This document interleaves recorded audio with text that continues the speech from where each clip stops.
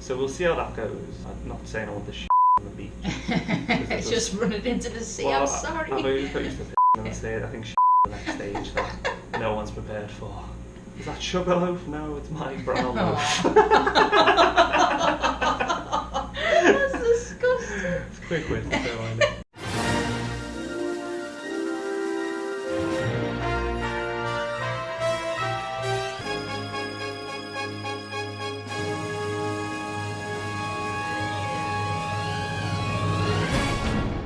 I'm Joe. I'm Tony. I'm a Roman rookies.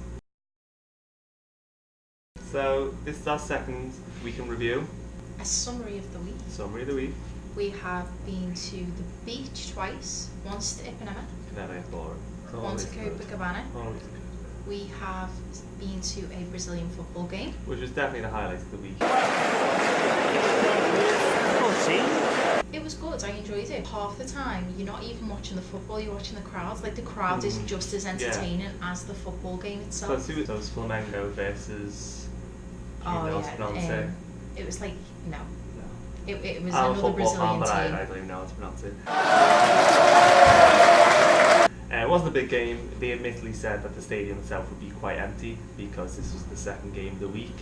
And he kind of explained that in places like Brazil, people don't have a lot of money, so they'll save it up for like the big game, which the previous game was like a cup final. So this one, though, there wasn't as big a crowd, and the atmosphere was still great. But the point was, like, the stadium was I think under half full. Yeah, they said they said that its full capacity was about 78,000, was it? Maracanã Stadium, which is pretty famous. I think it's Brazil's top stadium. I think one of the most famous stadiums in the world. That's where Flamengo play their home games. So we used Be a Local tours. Yeah. We found them on TripAdvisor because they were rated very highly.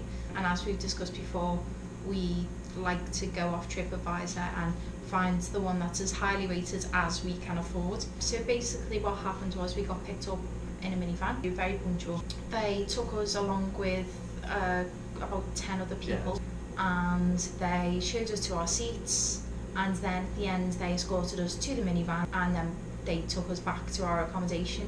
It cost 150 real each. Yeah. So a ticket by itself I think costs between 80 to 100. So the actual experience to go to the game is cheaper, but having like a guide I think was quite helpful because it's, as most stadiums when there's events on, it was very, very packed, it was very, very busy, and there's a lot of like, you know, pent up, you know, energetic locals that if you don't know where you're going and you don't speak the language, it's good to have a guide. When we left the stadium, we had to wait, 20 minutes, half an hour for the minivan to turn up after the game. If they know it takes that long for the minivan to turn up, it could have been organised a bit better. But apart from that, I do think it was worth the money. It took an hour roughly from along Copacabana to get to the Maracanã Stadium. I would have liked some sort of information. Like even if it was a 10-minute video. I think you had in mind that, as you said, on the way there, you were going to get told a bit more about the football team, the ground, maybe a bit of the history. Are they a big team? Are they a little team? Are they a popular team? Would have been a little bit helpful. How many things have they won? It's just that I've never had a tour guide that looked so disinterested from start to finish. Once we got out the tour bus and went from the tour bus to the ground itself, it was very busy, very hectic, a lot of fans. I mean, even though it was half full, there was still 30 to 40,000 people. There was multiple times where we were lost from our tour guide, and I was thankful that it's just kind of once you get in a queuing system, you know you're going to end up in the same place. But I just thought he didn't seem that bothered. No, even at the football game himself, like he sat a row behind us, and every time I looked behind him, he was like flicking on his phone, he looked bored. It's like, your job is to basically come watch footy once, twice a week. I wish I had that job, you know. It just doesn't matter if you liked football or not, or support the team or not. You know, you're a representative of your company. So the fact that we've got another tour with them, I hope we do have someone who's a bit more informative, a bit more energetic. Enthusiastic about what they're doing. Exactly. Because tour guides you've got to be, because people travel all over the world to experience your culture, and you know, if you look disinterested in it, how can they go back home and go, oh, that's great. There's a lot worse jobs you could have than sitting on his arse watching footy. It was just the actual organisation of it could have been a little bit better. If you don't speak the language, you've never visited Brazil before, probably go with a tour guide. It must be pretty tense for you to have like, you know, the anarchy, the energy of like a Brazilian crowd. How did you find it? I think I'd be disappointed if I went to English football now. I really enjoyed it. I didn't ever once feel unsafe. No? It was very lively, it was very energetic. To the people out there do seem to be genuinely passionate fans, and that's why I love just the passion of being on your feet for the majority of the time, chanting, clapping, everything. It was great.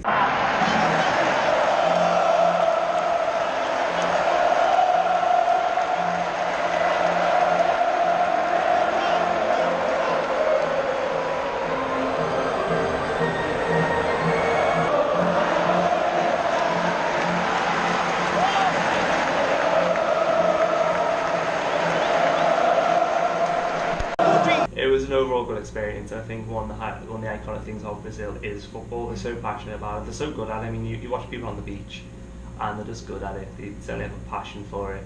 So I'd say even if you weren't passionately into football, like you're clearly not, no, it's still a good experience. The highlight for me was watching the fans. crowd. Yeah, the fans are insane.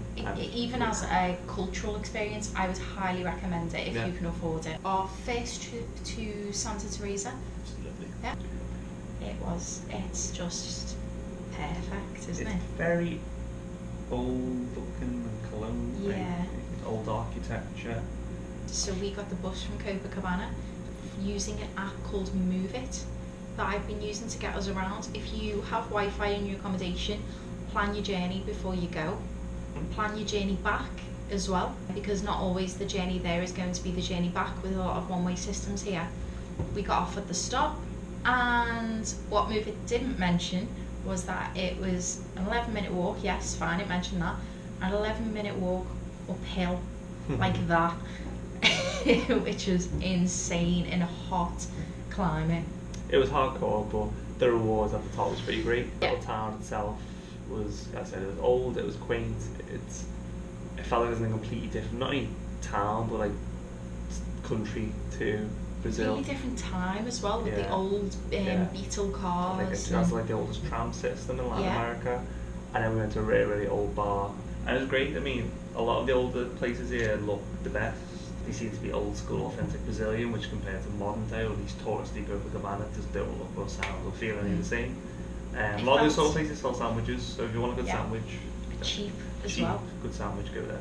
The name of the bar was Armazém Santiago, and it's a lovely little corner bar. Santa Teresa is pretty great. We'll definitely be having a couple more trips there. Oh, definitely, because there's loads of different restaurants as well. Yeah, there's loads of shops as well. It's like, you think it's going to be like you're going to be in no man's land. Once we got there, there was a bunch of Americans in the restaurants, and walking down the hill, it wasn't like barren or empty. It was, like I say, there was loads of shops. It was very like boho Rio. Yeah. A lot you of, like, feel as if it's going to be a hidden gem, and then there's tourists there, and you're like, no, it's mine. It's still hidden, still a hidden gem. Certainly boho hipstery. Yeah. Rio, which was very cool. So that was certainly another highlight of the week. Yeah. At the bottom of the Two Brothers, it starts going up the hill, and like at the sides of the road, there's a couple of huts, and we decided, because the view was amazing, wasn't it? Yeah, pretty good view later. It was kind of like dusky as well. The sun was just starting to set. It was perfect. We had 2 caipirinhas each. I think it's a video. I'm not sure. I think it's a video. You're making noises and faces if it's a picture. I'm pretty sure it's a video. I'm sure. I'm definitely. And they were 12 each. Yes. So it came to 48. And then it should have had a 480 service charge on it, which would have made it 52.80. When we went to pay, the lady who had been serving us tried to charge us 60. What we learned on that day was language might be specific to location, but maths is universal. Just be careful. I mean, if you are a bit past it, people are going to overcharge you, and if you're drunk, then that's just going to happen. Yeah, I am never going to be drunk enough to money. when it comes to money. But if you know something's wrong and you're completely sober, it doesn't matter if you don't know the language. Just whip out like the calculator on your phone and just prove that whatever they're trying to charge you is BS. Yeah. So this week, first tapioca. Tapioca I was eager to try. Yeah. Because I've heard of it a ton of times in America, like tapioca pudding. Yeah. What is that? And then when we were watching videos to get ourselves prepped for Brazil, like one of like the famous street food things was tapioca. We went after dinner one night on the beachfront and got it from a stall. I'd say get it from like a beachfront stall because it is a street food thing. Yeah. It's famous for being a street food here, so you might as well get it from the street food instead of like a store or a restaurant. I imagine it, to be honest, to be pretty safe to eat as well. You're supposed to get told not to eat ice or, especially ice and after drinks. this week. Yes. Okay, so we're trying tapioca for the first time. What's in it, Joe? Mine's got cinnamon and banana. Yours is chocolate and condensed milk, isn't it? Yeah. It's a big thing in Brazil, particularly street foods. So we knew it was on their checklist of things to get. So here we go.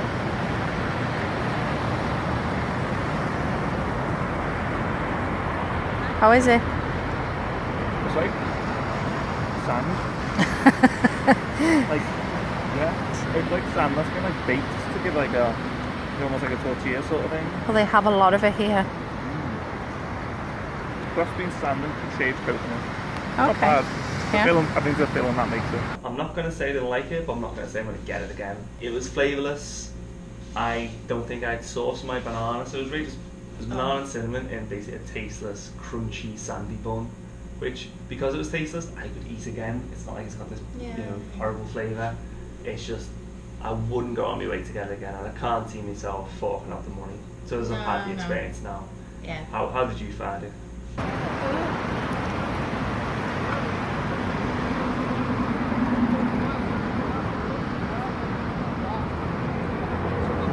That face of uncertainty.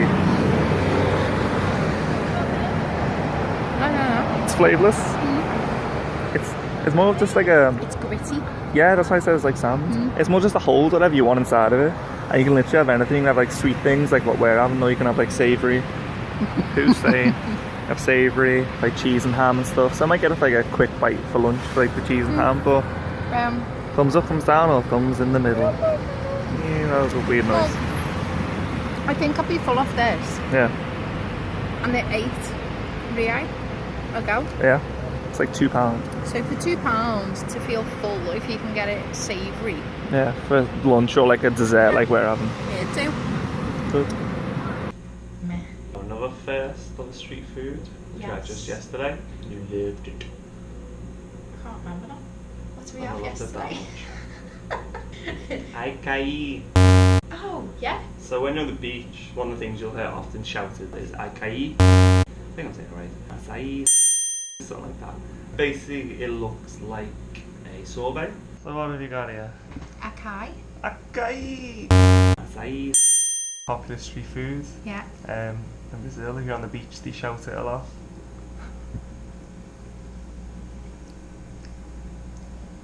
You like it? Yeah. Must be good. If you like it, it must be sweet. God, that's so sugar. Yeah. Jesus Christ. What flavour would you say that is? Berry of some sort. Because I kind of get like a strawberry, banana-y. What it is, it's like the fruit from a palm tree. Yeah, don't know. Yeah. It's a bit like an icy smoothie. It says it's like Nutrovo on the side of the cart, it's like nutritious, but I'm not too sure. Yeah. It's got to be 1 5 a day. So sugar for the week as well? It was 10 real. Which is a lot. Just over £2, which isn't too bad to be honest. If you went somewhere and got a smoothie, it'd be a lot more than that. So, thumbs up.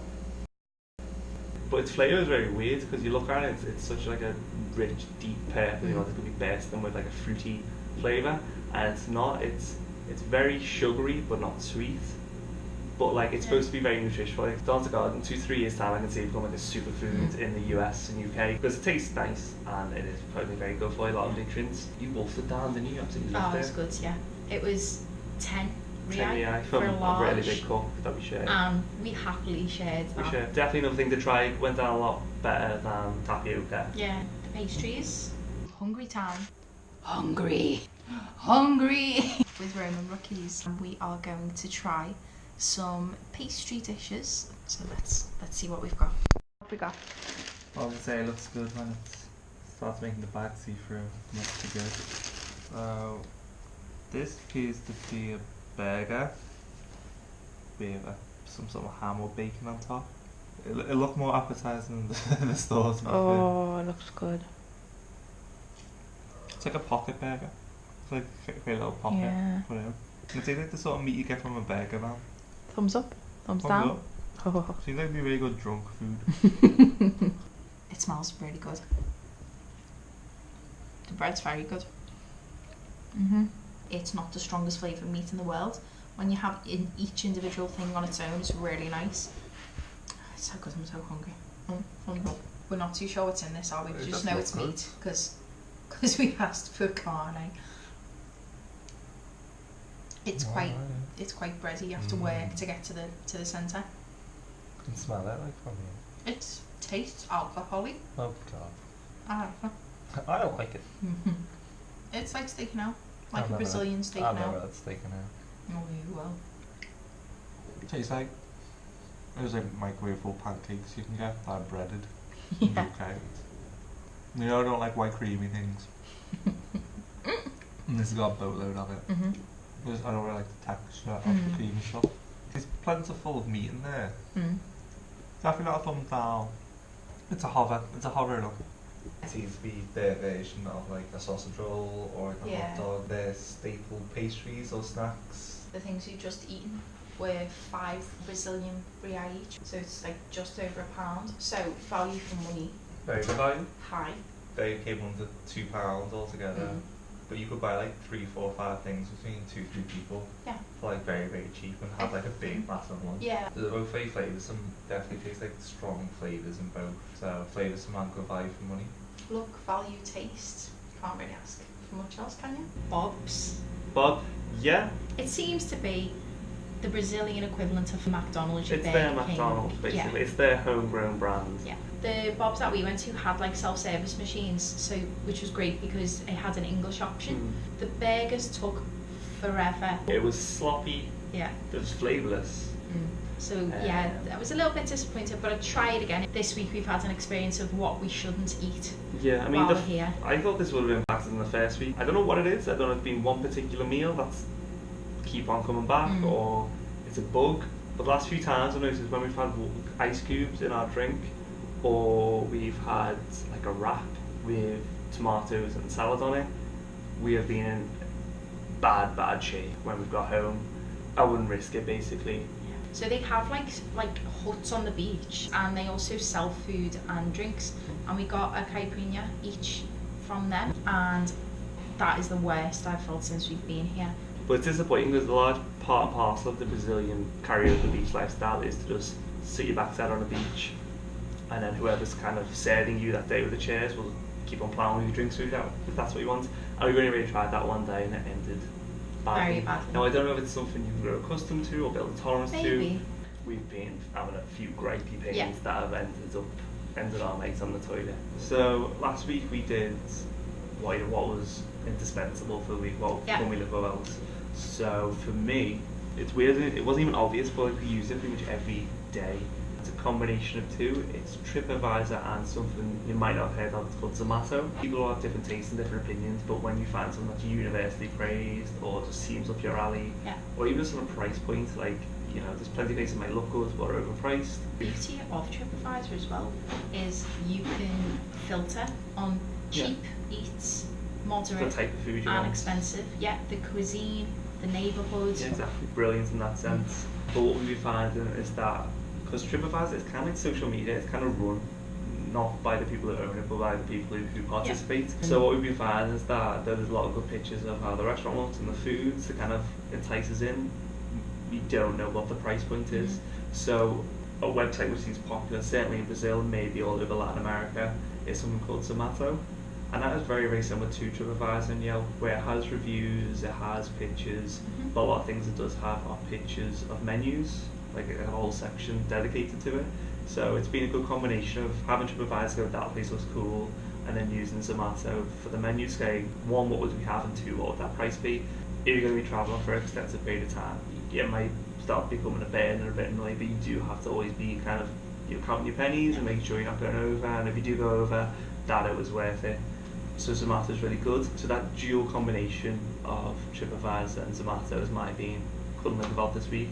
And speaking of dual, what's your one this week? See that segue? I watched a lot of YouTube. Like a smooth segue in there. And then when you critique your segue, you ruin it. Oh, okay, so it was very good though. It was I ruined on my own segue. No, it was good. Well done. So what's your indispensable thing of the week? I have put down, and I haven't told you actually, have I? I haven't told you what we couldn't live without was going to be, so it's going to be a surprise for you. The whole point of the segue was dual. Are you going to say Duolingo? Oh, no. Which we agreed upon before the video. Oh, now I changed my mind.